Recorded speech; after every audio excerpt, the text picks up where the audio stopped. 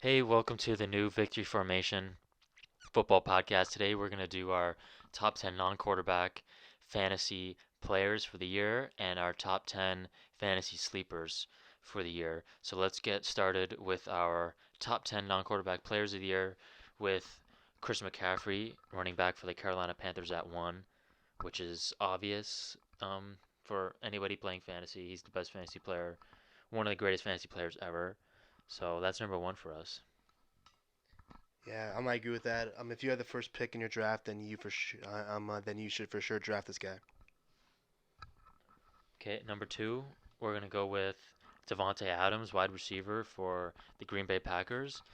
Um, he had some injuries last year, but he is a absolute beast. In my opinion, he's not the best receiver in the NFL, but fantasy wise, we both agree that he's the best fantasy player coming up this season. So Devontae Adams is number 2 for us, and we have another receiver at 3, and that's Michael Thomas for the Saints. Yeah, the number two spot was tough. We chose Adams, I think, because we believe that Rodgers, he has something to prove this year, I think. So that's number two for us. And then three, Thomas. I mean, he was the best fantasy player last year, I think, right? Or was McCaffrey maybe? I think we're I think, yeah, okay, but still, he's number three for us. He could have been number two, but for right now, he'll be number three for us. I think with adding Sanders, that'll be even better off for him. Number 4, we have Saquon Barkley from the Giants. Um, Another guy that had an injury last year, but they got new coaches in the building, and obviously he's arguably the best running back in the league. I think he just needs to fully show it, full 16 game season. Obviously, his team hasn't been great since he's been there in New York, but that'll hopefully change for them. Maybe not this year, but he's definitely going to be a top 5 fantasy player this year. Yeah, I might agree with that. He has the talent to be the best back in the league. Some people say he is already. I don't think so, but um, their improved O line. I think he'll for sure be up there this year. And now to number five. Number 5, we got Julio Jones from the Falcons. Just it's another year for Julio. You know he's going to be really good, and you know Matt Ryan's going to get him the ball, and you're not going to be surprised from Julio, and you can't go wrong with taking him with your pick in the first round. So Julio's number 5 for us for best player for fantasy, and number 6 we have Zeke. Uh, the number six spot is Zeke. Well, almost not to say about him. He's been one of the best backs in the league for the past 4 or 5 years. I just think in this new offense, people are gonna say that they're gonna be throwing the ball a lot, but don't be surprised if he gets his fair share of the ball. Zeke's getting his fair share of the ball, and at number 7 we have Kamara from New Orleans, another Saint in the top 10. Not surprising though for how much they throw the ball, and you know Kamara catches a lot of passes out of the backfield, which is why he's so great for PPR league, and he definitely is a beast when he's running the ball on his own. So 7 is Kamara, and 8 is Tyreek Hill.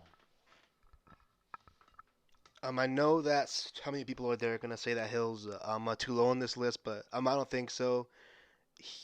For me, he's not a top five player. I'm not sure about you, but I think that eight is a perfect spot for him.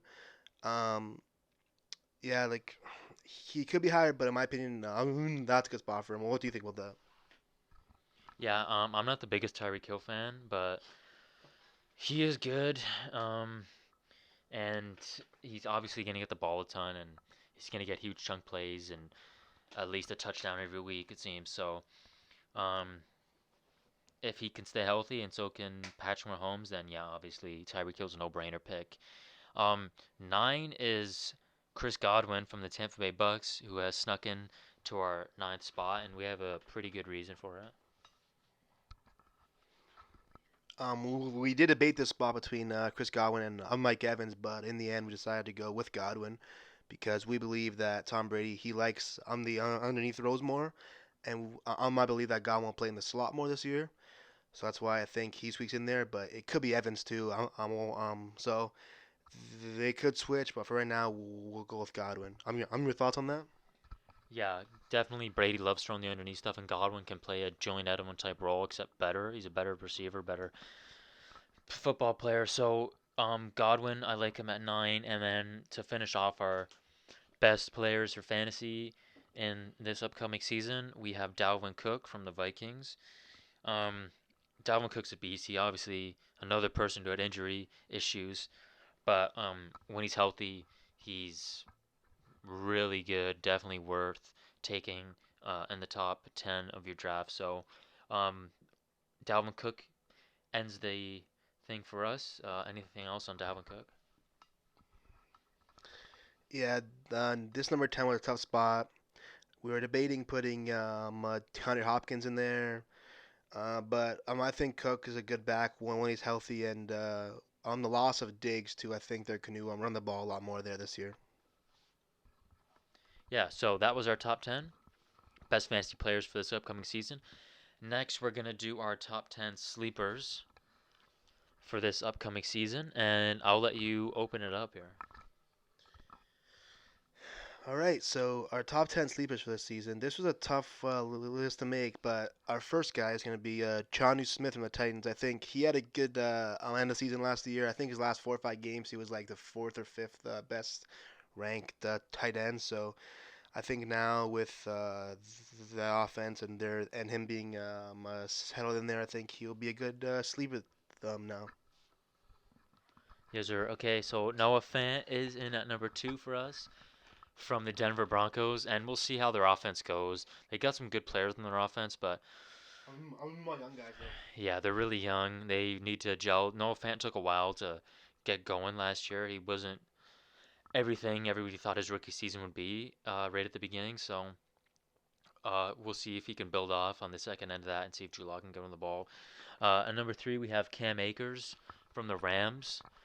Todd Gurley's out of town and there's not much competition. I'll let you talk more about Cam Akers. Cam Akers, a second round pick, I believe, this year.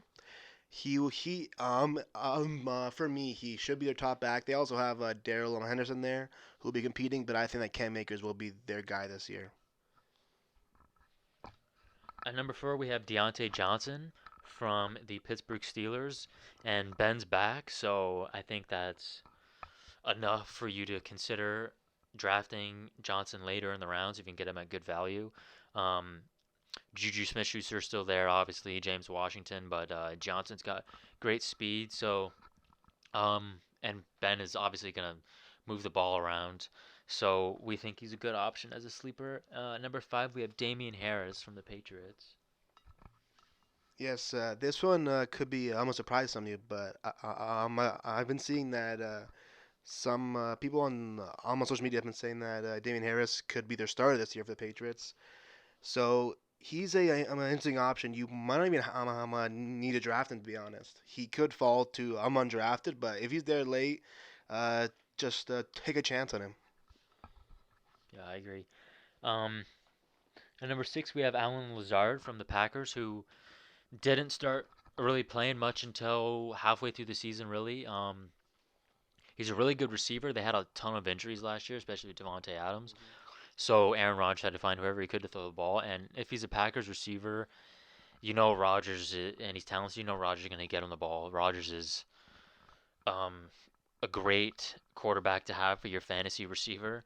So Allen Lazard is definitely a sleeper. He played great last year when their receivers went down, Allison and Devontae Adams. So he's another sleeper for us that people might not talk about too much. At number 7, we have rookie Brian Edwards from the Raiders, who they drafted in the third round, but he was injured at South Carolina. So some teams, I know the Raiders had a first round grade on him, Mhm. and Tyrell Williams has a torn labrum. He's going to play through it, but I do think at some point he's going to miss games. So Brian Edwards is a sleeper for us. He's going to be playing on the outside as the X for the Raiders with Hunter Renfrow in the slot and Henry Ruggs as well. Um, and at number 8, we have Rashad Perriman from the Jets. Yeah, I think that Rashad Perriman is a good almost a good name for this list. He came from the Bucks. He had a great year last year. It's only a 1 year deal for the Jets. They lost a lot of receivers in the offseason, so I think he'll be Sam's number one target on the outside. So he has a I think he has the potential to be a good pick this year. Where do you think you need to pick him up this year in the drafts? Where would I find Bashad? Yeah, I mean, you can get definitely get him late, but I wouldn't be surprised if you can just pick him up right after your draft ends yeah. and stash him on your bench. But he's definitely somebody to consider, considering the depth chart that they have.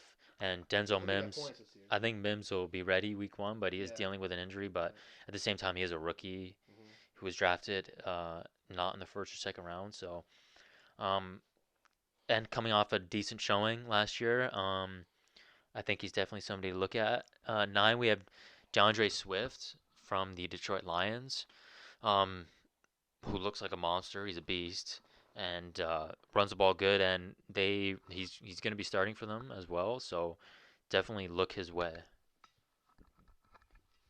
Yes, DeAndre Swift. He was also a second round pick, right? I think he was. Yeah. They invested a high pick in him. I think he's gonna be a starter. He is gonna be competing with on Johnson. It's time to get Matt Stafford some help in there. So I think they did a good job of that with drafting Swift. I think he's gonna be a good option. You might have to draft him, I think, because some people are high. I'm on rookies, but don't draft him too early. But you might just have to draft him there late. Yeah, I think he's somebody you might have to draft in order to get him on your team. And number 10, we have Darius Slayton, wide receiver for the New York Giants. They're thin at receiver over there. They have been the last few years. Um, and he played well last year. And Daniel Jones another year comfortable in the league, and hopefully Saquon's healthy, and hopefully their offensive line can help out Daniel Jones. And Jared Slayton is definitely a guy who you can have on your bench and plug him in on bye weeks. And if a receiver goes down, or if he just has a good matchup that week, and if he's been playing good the weeks before, I definitely can see him going on a stretch of good games. What do you think about Terry Slayton? Yeah, I might like Slayton. As a Cowboys fan, I might watched him two times last year, and I saw him more games because I'm in the Giants game, so I saw him a lot. He's a good receiver there for Jones. I'm a young guy. Like Nick said, Tate he's could get hurt, so Slayton could be he could be their number one receiver. So just look out for Slayton. So you're gonna have to draft this guy like maybe like eight to a 10th round, I think. I'm not sure what you think about that, but Yeah, he'll have to get him later in the draft. I'm not 100% sure. In some leagues, he definitely make it, yeah, depending on how for many sure. teams you have in your league. He'll Hmm. definitely make it to free agency, but um, it wouldn't hurt to draft him in definitely one of the last rounds and just keep him on your bench, or even if you want to start him. But I mean, that means your receivers aren't that good. But he's a sleeper. He's somebody that you could look to rely on later in the season. Don't look to rely on him week one or anything Right. like that. But definitely somebody for you to keep an eye on all year. So that wraps up our top 10 list for that. Both of our top 10 lists are done. And was there anything else you wanted to add? Um, yeah, so those are both our top 10 lists. We're doing a podcast once a week. On what days would you want to do it again? We'll be uploading videos every weekend.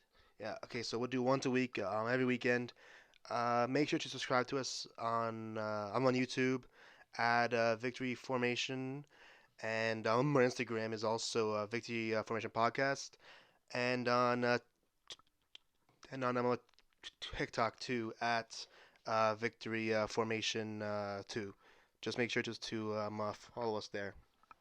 Yeah, you can find them all. They're all in each other's bios. So once you find one, you can find all of them.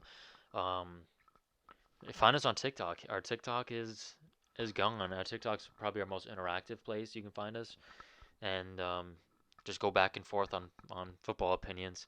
So yeah, that's it for number one. And we'll see you next time.